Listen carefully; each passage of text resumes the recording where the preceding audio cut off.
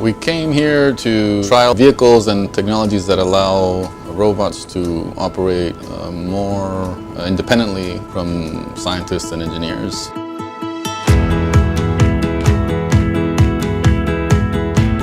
We've managed to have dozens of deployments. Everything's come back so far, so there's a couple of days left on this trip, but so far so good.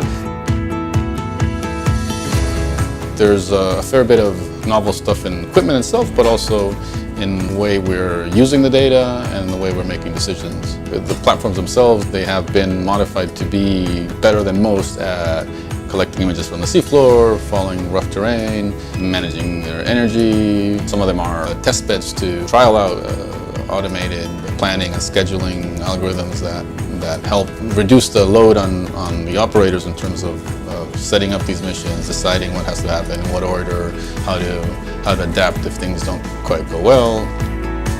So part of that is using multiple vehicles rather than a single platform.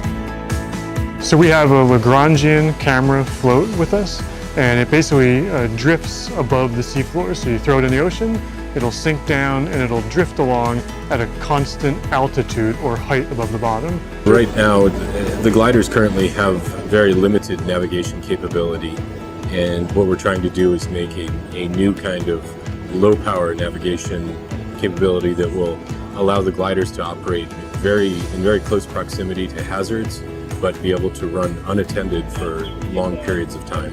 The Iver has 2 color stereo cameras in it with strobes. So the purpose of the Iver is to go down above the ocean floor about 2 meters high and take images of the bottom. So Sirius is used to collect high-resolution stereo imagery of the sea floor. It has a pair of cameras. It also has multi-beam sonar, water column instrument. Navigation is done using a combination of a compass, a Doppler velocity log, which measures its speed, ultra-short baseline positioning system, which is an acoustic device. Next-gen AUV is an evolution from our previous platform, Sirius. It's a lot smaller. It's a single-hull torpedo-shaped vehicle with more maneuverability.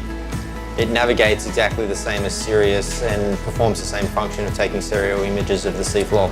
The main goal for the surface vessel is to act as a communications relay between all the AUVs and us on the ship. It navigates with GPS, and the options are either a predefined path written by us or locate where the AUVs are and follow them as they move along underwater, and that will free up the ship for us to do other research in other areas without having to babysit the AUVs ourselves. My team is developing a system to program autonomous vehicles, which it makes it easier to guide them. What our system can do is it can decide what science places to go, and it plans the path to get between them. The second thing is it knows about risks and it plans a route which it can show is safe. And then in the end, during this cruise, we're planning to use it not to control just one vehicle, but a whole collection of vehicles to do coordinated science. If you've got more than one robot that you're putting in the water at the same time, chances are they will crash into each other, tangle up. And the map tracker gives you the ability to not only track the vehicles, but also command and control the vehicles. There's a number of other tools that are useful in the map tracker, such as overlaying bathymetry, being able to see the missions, and being able to do measurements of depth and bottom profiles as well.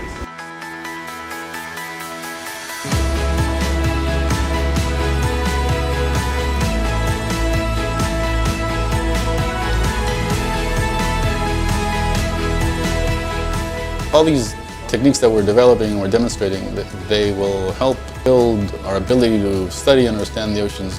Having more observations is critical to have good science, and so if the observations are done in ways that are cheaper, that don't require so many experts in the field, we'll have a more comprehensive view of what's happening and how things are changing in the oceans, and therefore hopefully wiser decisions in policy and decision making.